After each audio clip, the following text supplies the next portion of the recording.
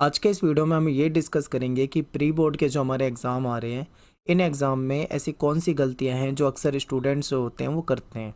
तो कुछ common mistakes पर चर्चा करेंगे और हम अपने आप को कैसे इन गलतियों से बचा सकते हैं। ठीक है, आपको इन गलतियों से बचना है और ऐसी गलतियों को रिपीट नहीं करना है। तो अगर आप इस वीडियो को बहुत ध्यान से देखेंगे और जो मैं आपको बताऊँगा टिप्स, अगर आप उन चीज़ों को समझेंगे तो आपका प्री बोर्ड का एग्ज़ाम ख़राब नहीं होगा, बल्कि आप कई सारी इंपॉर्टेंट बातों को यहाँ से सीख के जाने वाले हैं। तो वीडियो को आपको बहुत ध्यान से देखना है और मैं आपको समझाता हूँ एक एक चीज़। ठीक है, तो देखिए सबसे पहले बात कर लेते हैं कि प्री बोर्ड एग्ज़ाम जो है वो कौन से एग्ज़ाम होते हैं, इसका क्या मतलब होता है। ठीक है, तो देखिए आपके जो बोर्ड एग्ज़ाम है यानी कि जो आपके फाइनल एग्ज़ाम होंगे उससे ठीक पहले आपके प्री बोर्ड एग्ज़ाम करा लिए जाते हैं आपके स्कूल के द्वारा। और ये एक तरह से आपके लिए प्रैक्टिस सेशन मान लो कि बोर्ड एग्ज़ाम से पहले आपको प्री बोर्ड दे दिया, यानी आपकी एक प्रैक्टिस हो जाएगी और आपको पता लग जाएगा कि इसी पैटर्न में आपका बोर्ड एग्ज़ाम आना है। ठीक है, तो जो प्री बोर्ड एग्ज़ाम है इसी पैटर्न में आपका बोर्ड एग्ज़ाम आएगा, सेम पैटर्न होता है। अगर यहाँ पे एमसीक्यू क्वेश्चन पूछे जा रहे हैं तो वहाँ पे भी एमसीक्यू क्वेश्चन पूछे जाएंगे, यहाँ पे शॉर्ट क्वेश्चन पूछे जा रहे हैं तो वहाँ भी पूछे जाएंगे, सेम पैटर्न रहेगा। ठीक है, तो ये आपको क्लियर है।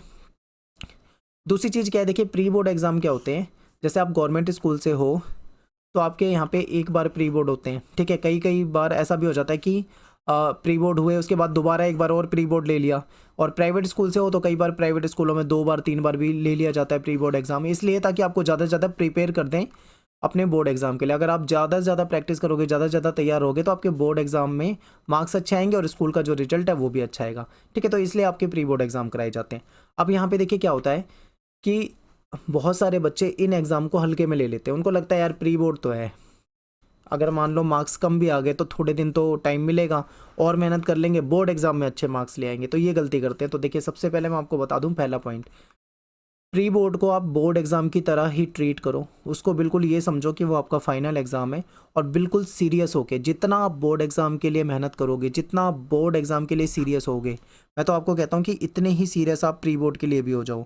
ठीक है, आपको बिल्कुल भी मतलब इसको हल्के में नहीं लेना, बिल्कुल सीरियस होकर आपको तैयारी करनी है और अच्छे से अपने पेपर को करना है, ये समझ के कि भाई हम बोर्ड एग्ज़ाम देने जा रहे हैं। ठीक है, ज़रा भी लापरवाही मत करना।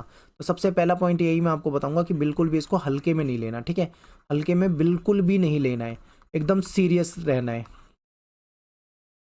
एक गलती देखो यहाँ पे ये करते हैं बच्चे कि अच्छे से अपने आप को प्रिपेयर नहीं करते। तो मैं आपको पहले बता रहा हूँ कि आपको बहुत अच्छे तरीके से प्रिपेयर होना है, आपको बहुत ज़्यादा मेहनत करनी है। ठीक है, बहुत ज़्यादा मेहनत करनी है, हार्ड वर्क आपका होना चाहिए, अच्छे तरीके से आपको तैयार करना है बोर्ड एग्ज़ाम के लिए। यानी कि आपको तैयारी जो है अच्छे से करनी है। ठीक है, जो भी आपने साल भर पढ़ा है उसको पेपर से पहले एक बार दोहरा लेना, यानी कि उसका दोहरा कर जाना, यानी कि रिवाइज़ करके जाना। ठीक है, अगर आप रिवाइज़ करके जाओगे तो आपको फ़ायदा होगा उसका, आपको पेपर में ज़्यादा दिक्कत नहीं आएगी। कई बार क्या होता है हम एग्ज़ाम में भूलने लगते हैं, इसलिए क्योंकि हम रिवीजन वगैरह करते नहीं है, हम सीधा पढ़ के चले जाते हैं, तो वहाँ पे भी दिक्कत होती है।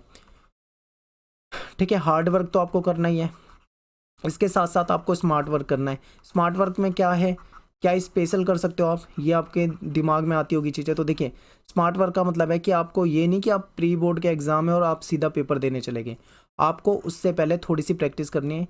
जो सीबीएसई आपको सैम्पल क्वेश्चन पेपर देती है, आपको उस सैम्पल क्वेश्चन पेपर को बहुत ध्यान से देखना है। ठीक है, उसको समझना है, उसमें देखना है कि कितने 1 मार्क्स के कितने क्वेश्चन आ रहे हैं किस सब्जेक्ट में। ठीक है, 2 मार्क्स के कितने आ रहे हैं, 4 मार्क्स के कितने आ रहे हैं, 5 या 6 मार्क्स के कितने क्वेश्चन आ रहे हैं। ठीक है, उनकी प्रैक्टिस करके जाना है, यानी अपने आप को तैयार करके जाना है प्री बोर्ड एग्जाम देने के लिए। ये स्मार्ट वर्क है, यानी कि मुंह उठाकर ना जाकर, ठीक है, सीधा कई बार मुंह उठा के चले गए, पेपर दे लिया, उसके बाद वापस आ गए झूमते हुए, बिल्कुल कोई टेंशन है नहीं। बाद में फिर क्या होता है, मार्क्स कम आते हैं तो फिर दुखी होते हैं। तो इसलिए कह रहा हूँ बिल्कुल सीरियस होके जाना है और पहले से सैम्पल क्वेश्चन पेपर की प्रैक्टिस करके जाना है। और क्या कर सकते हैं भाई, हम पैटर्न को समझना है। ठीक है, कई सारे बच्चे ऐसे होते हैं जो पैटर्न को नहीं समझते। पैटर्न क्या है एग्जाम का उसे समझना है, क्योंकि देखिए आज से अगर 5 साल पहले के आप क्वेश्चन पेपर को देखोगे तो अलग पैटर्न था, थोड़ा बहुत चेंजेस था। अब जैसे आपके पेपर में एमसीक्यू आने लगे हैं, पहले एमसीक्यू भी नहीं आते थे। ठीक है, और क्वेश्चन का पैटर्न बदला है, तो जो आपका बिल्कुल लेटेस्ट पैटर्न होता है उसके अकॉर्डिंग जाना है, सिलेबस को पढ़ के जाना है, अच्छे तरीके से समझ के जाना है। ठीक है, और एक गलती बच्चे करते हैं पेपर को अटेम्प्ट करने में। आप वहाँ पे क्या होता है कि बच्चे क्या करते हैं, छोड़ देते हैं क्वेश्चन को। जैसे मान लो 30 क्वेश्चन पेपर में आ रखे हैं, बच्चे को आते हैं 25 क्वेश्चन, वो 25 क्वेश्चन करेगा और 5 को छोड़ देगा। ठीक है, 5 को छुएगा भी नहीं। तो ये गलती नहीं करनी। अगर आपको उन 5 क्वेश्चन के बारे में थोड़ा सा भी पता है, जितना भी आपको याद है, पूरे साल पढ़ा होगा, कुछ भी आपको जानकारी है, तो आप उसको लिख कर आना, ठीक है। बेशक से क्या है, पाँच क्वेश्चन में आपको कम मार्क्स मिलेंगे, लेकिन कुछ तो मिलेगा। लेकिन अगर आप छोड़ के आ रहे हो तो आपको वहाँ पे 0 मिलने हैं, ठीक है, कुछ नहीं मिलना। हो सकता है कि आप उन 5 नंबर के क्वेश्चन को अटैम्प्ट कर दो, तो हो सकता है आपको 1 या 2 मार्क्स मिल जाए। तो 0 से 1 या 2 भी ठीक है, तो उसको अटैम्प्ट जरूर करना है, यानी कि कोशिश ये करनी है कि पूरा पेपर अटैम्प्ट करना है। देखिए, आपको एक काम ये करना है कि आपको टाइम का सही तरीके से मैनेजमेंट करना है, यानी कि टाइम का मैनेजमेंट सही तरीके से करना है। बहुत सारे बच्चे ऐसे होते हैं जो पढ़कर जाते हैं, पूरे साल मेहनत करते हैं, पेपर देकर आते हैं, और उनके 1 2 3 4 कईयों के तो 5 क्वेश्चन छूट जाते हैं। उनको वो क्वेश्चन आते हैं, लेकिन उनके पास टाइम नहीं बचता, जिसकी वजह से वो आते हुए क्वेश्चन को भी छोड़ कर आ जाते हैं। तो ये गलती नहीं करनी है, आपको शुरू से ही अपनी स्पीड को फास्ट रखना है, बरकरार रखना है, ताकि लास्ट तक आपके सारे क्वेश्चन अटैम्प्ट हो जाएं, ठीक है। तो इस चीज़ को आपको बिल्कुल ध्यान रखना है, सारे क्वेश्चन अटैम्प्ट करके आने हैं।